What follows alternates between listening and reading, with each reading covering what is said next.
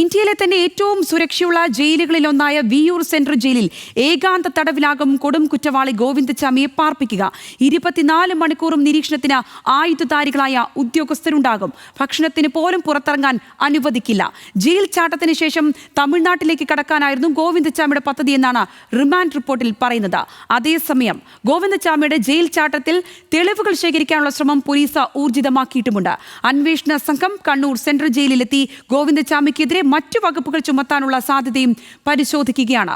വിവരങ്ങളുമായി നിഖിൽ അളവൂർ ചേരുന്നു കണ്ണൂരിൽ നിന്ന്.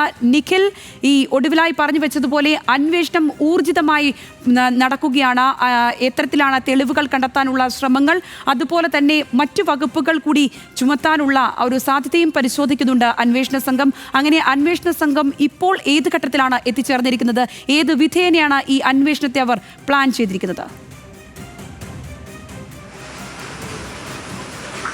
സംഗീത, ഏതായാലും ഈ ജയിൽ വകുപ്പ് ഇന്നിപ്പോൾ ചേർന്ന ഉന്നതതല യോഗത്തിന്റെ കൂടി അടിസ്ഥാനത്തിൽ വിശദമായ ആ നിലയ്ക്കുള്ള അന്വേഷണങ്ങൾ നടത്തുമ്പോൾ സമാന്തരമായി പോലീസും അന്വേഷണം നടത്തുന്നു ഈ ജയിൽ ചാട്ടവുമായി ബന്ധപ്പെട്ട് എന്നുള്ളതാണ്. അതിന്റെ ഭാഗമായാണ് കണ്ണൂർ ടൗൺ CI ശ്രീജിത്ത് കൊടേരിയുടെ നേതൃത്വത്തിലുള്ള അന്വേഷണ സംഘം ഇന്ന് ഉച്ചയോടുകൂടി കണ്ണൂർ സെൻട്രൽ ജയിലിലെത്തി വിശദമായി തന്നെ തെളിവെടുപ്പ് ഉൾപ്പെടെയുള്ള കാര്യങ്ങൾ പൂർത്തിയാക്കിയത്. അതേസമയം ഈ സഹതടവുകാരന്റെ മൊഴിയെടുക്കുന്നത് ഉൾപ്പെടെയുള്ള കാര്യങ്ങളിലേക്ക് ഇന്ന് പോലീസ് പോയിട്ടുമില്ല.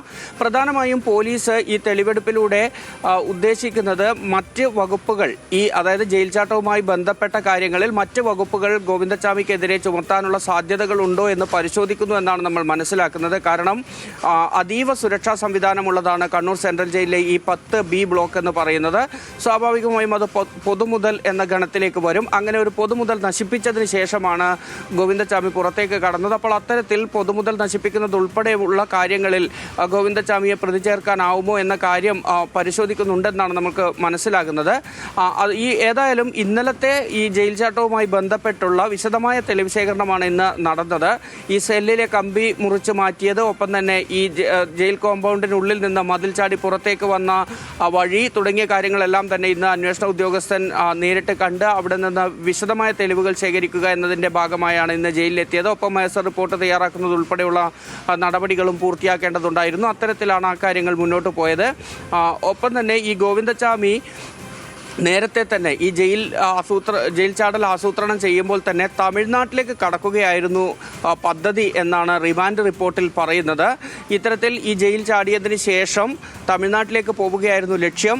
പലപ്പോഴും ഈ സെൻട്രൽ ജയിലിൻ്റെ മതിലിനകത്ത് നിന്ന് കൃത്യമായി ഏത് ദിശയിലേക്കാണ് പോകേണ്ടത് എന്ന ധാരണയൊന്നും ഗോവിന്ദച്ചാമിക്ക് ഉണ്ടായിരുന്നില്ല. അതുകൊണ്ട് തന്നെ ഈ 1:16 സെല്ലിൽ നിന്ന് പുറത്തിറങ്ങിയ ഗോവിന്ദച്ചാമി 4:50 വരെ ജയിൽ കോമ്പൗണ്ടിലെ പലയിടങ്ങളിലായി അലഞ്ഞു നടക്കുകയായിരുന്നു. ഇതിന് ശേഷമാണ് ഈ ദേശീയപാതയിലൂടെ, നമുക്കറിയുന്നത് പോലെ കണ്ണൂർ സെൻട്രൽ ജയിലിൻ്റെ മുൻവശത്തു കൂടിയാണ് ദേശീയപാത കടന്നു പോകുന്നത്. ഈ ദേശീയപാതയിലൂടെ വാഹനങ്ങൾ കടന്നു പോകുന്ന ശബ്ദം കേട്ടതോടുകൂടിയാണ് ചാടാനുള്ള സ്ഥലം ഇതാണ് എന്ന് ഗോവിന്ദച്ചാമി മനസ്സിലാക്കുകയും ഈ ദേശീയപാതയിൽ നിന്ന് ഏകദേശം ഈ ജയിലിൻ്റെ മതിൽ ഏകദേശം ഒരു 30-40 മീറ്റർ മാത്രം ദൂരമുള്ള മതിലിൻ്റെ ഭാഗത്തെത്തി അവിടെ നിന്ന് ചാടുകയും ചെയ്യുന്നത്.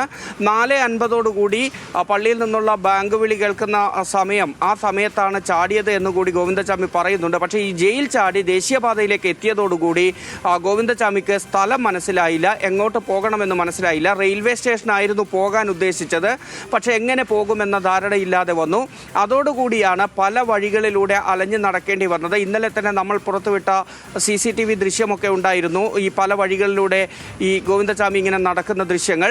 അത്തരത്തിൽ റെയിൽവേ സ്റ്റേഷനിലേക്ക് പോകാനുള്ള വഴി മനസ്സിലാകാതെ വന്നതാണ് ഗോവിന്ദച്ചാമിക്ക് ഇന്നലെ തിരിച്ചടിയായത്. ഇല്ലെങ്കിൽ റെയിൽവേ സ്റ്റേഷനിലോ മറ്റോ എത്തി കണ്ണൂർ ജില്ല വിടുന്ന ഒരു സാഹചര്യം ഉണ്ടാകുമായിരുന്നു. ഇങ്ങനെ ഈ സ്ഥലം അന്വേഷിച്ച് റെയിൽവേ സ്റ്റേഷൻ അന്വേഷിച്ച് അലഞ്ഞ് നടന്ന് ഈ 9 മണി 9:15 സമയമാകുന്നു. ആ സമയത്താണ് ഈ വിനോജ് എന്ന് പറയുന്ന വ്യക്തിയുടെ മുന്നിലേക്ക് ഇയാൾ എത്തുന്നത്. ആ സമയത്തേക്കും വലിയ രീതിയിൽ വാർത്തകൾ പ്രചരിച്ചിരുന്നു ഗോവിന്ദച്ചാമി ജയിൽ ചാടി എന്നുള്ളത്. ഇതോടുകൂടി ആളെ തിരിച്ചറിയുന്ന സാഹചര്യമുണ്ടായി. അങ്ങനെയാണ് ഗോവിന്ദച്ചാമി പിടിയിലാകുന്നത്.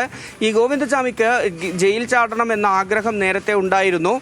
കണ്ണൂർ ജയിലിൽ നിന്ന് മാറണമെന്ന ആഗ്രഹം ഇയാൾ ശരി നിഖിൽ, എന്താണെങ്കിലും പോലീസ് ഇക്കാര്യത്തിൽ ഊർജിതമായ ശ്രമമാണ് നടത്തുന്നത്. ജയിൽ ചാട്ടത്തിൽ കൂടുതൽ തെളിവുകൾ ശേഖരിക്കാനുള്ള ശ്രമത്തിൽ തന്നെയാണ് പോലീസ് ഉള്ളത്. വിശദമായ വിവരങ്ങളാണ് നിഖിൽ അളവൂർ കണ്ണൂരിൽ നിന്ന് പങ്കുവച്ചത്.